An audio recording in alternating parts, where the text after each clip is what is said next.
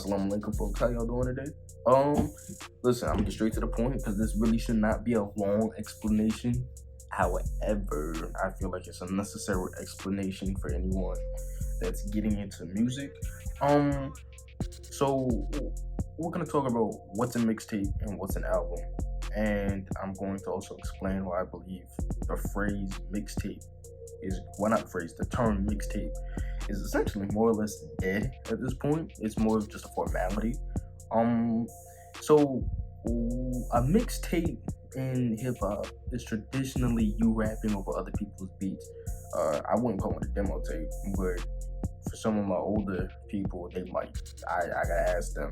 But a demo tape back then was, there were popular beats out. You went in. It's a whole complicated process that my millennial ass does not know how the fuck to do, and I hope I'll never ever have to do it because it sounds overtaxing like a motherfucker. But you have to go in. You have someone else's beat. You spit what you spit. Then you hand it off to somebody, or you might sell it. You know what I'm saying? And that's how you got on. You worked hard for it. Over time, it just became, I'm YouTube the MP3 this month. I'm YouTube the MP3 this beat, and I'm a rap what I wrote over someone else's beat. So for a time, it's always been you're gonna rap over maybe like 10 beats, maybe 10, 12 beats. Where either be just a quick verse or a fully constructed song, and that's how you made a project, and you called it a mixtape. Now, it's also called a mixtape because you didn't have. This was when you couldn't get a beat like you could now. You know what I'm saying? Because if in today's internet age, you can find a producer damn near everywhere. Well, it's a tad bit harder, but it's a tad bit harder than what I just explained it as. But for example, if you got a Twitter on Instagram, if you look long enough, you'll come across a producer. Back then, you just had to hope the nigga down the street who was a producer, or hope you'll come across somebody in like a supermarket who had some connections to a nigga that got you beats, or you had to get on to get beats. You know what I'm saying? So, when you couldn't do that, you rapped over other people's beats, like I said. Now, what exactly is an album? Well, an album is usually just original beats, like I said.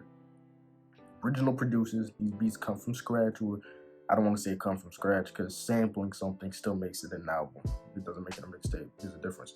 And the difference being that you're rapping over you're rapping over someone else's beat entirely for a mixtape. Sampling, everyone should know what sampling is. You'll take something and rework it into an original song. Alright, cool. But an album, original beats, you can sell it if you want to. And I say if you want to because we're gonna get to that. That's part of the why I think the term mixtape is more or less just a formality now.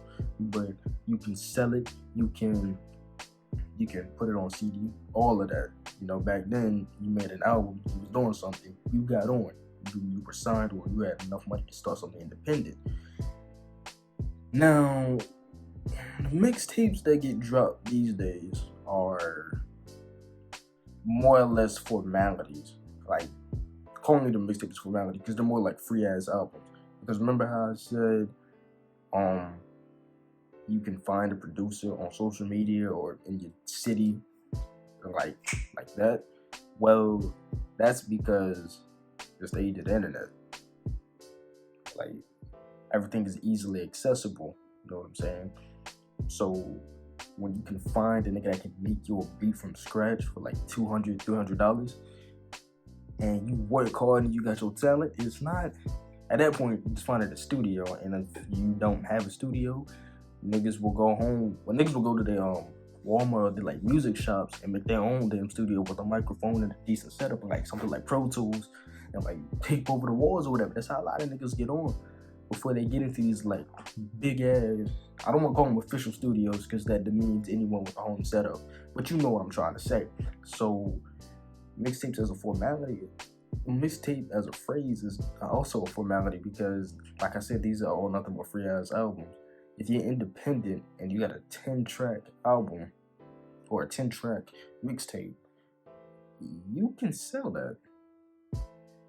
Now, part of why not everyone sells it out the gate is because they believe, yo, I gotta get an audience first before niggas buy it.